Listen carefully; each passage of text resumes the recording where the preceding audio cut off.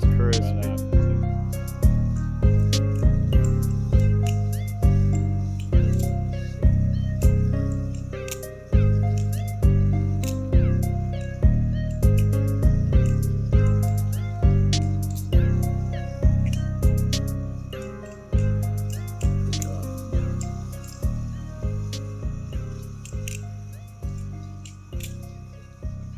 Hello everyone and welcome back to Cutting Edge Action. This time I'm going to be giving my thoughts on the Squid Industries Krake Raken. I've been flipping for a decent amount of time, but I'm by no means an expert.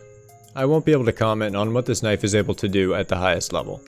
As an intermediate flipper, I'll give my best take on how this knife flips, as well as performs as a real knife. This is my first high-end butterfly knife. At around $280, this is close to my absolute limit on what I'm willing to spend on a single knife. It features channel aluminum handles and an AEB-L blade with Zen pins. Flipping action is handled by a combination of bushings and washers. Since this knife features channel handles, each handle is milled from a single piece of aluminum. This gives the knife superb structural integrity that's very difficult to achieve from a two-piece handle. They're nicely chamfered and have a subtle diamond pattern to provide a little bit of added grip. I've found them to be very easy to hold on to while also allowing for extremely smooth transitions. The channel handles also give this knife a pretty cool sound as the back of the blade hits the Zen pins.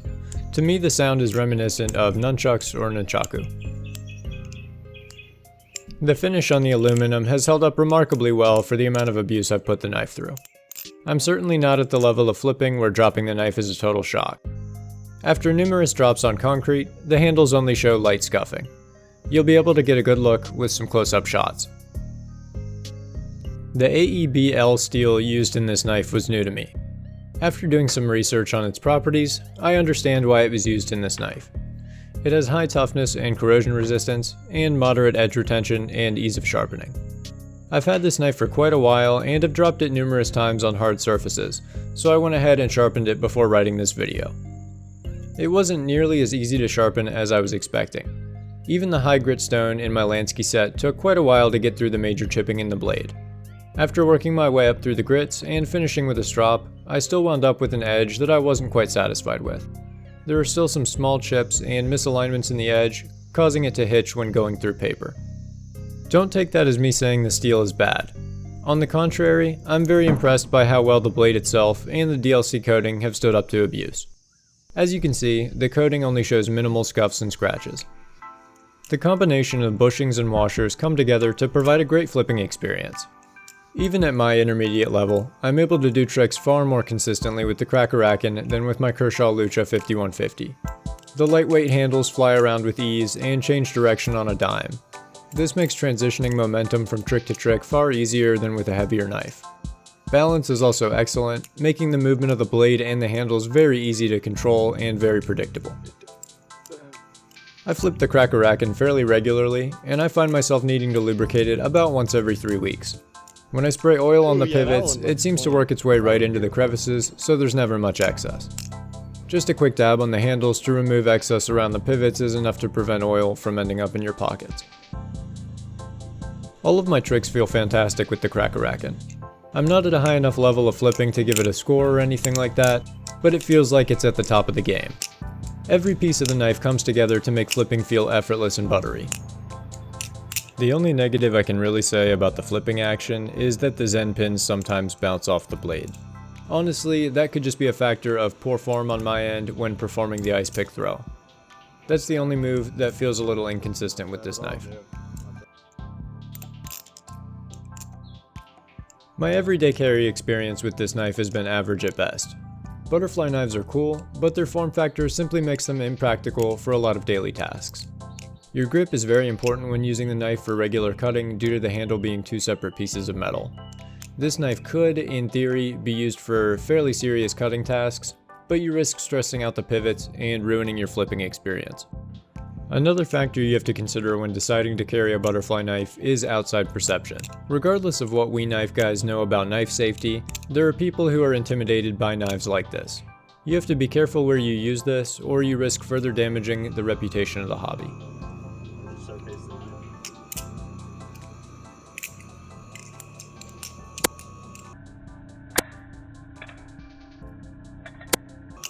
A few moments later.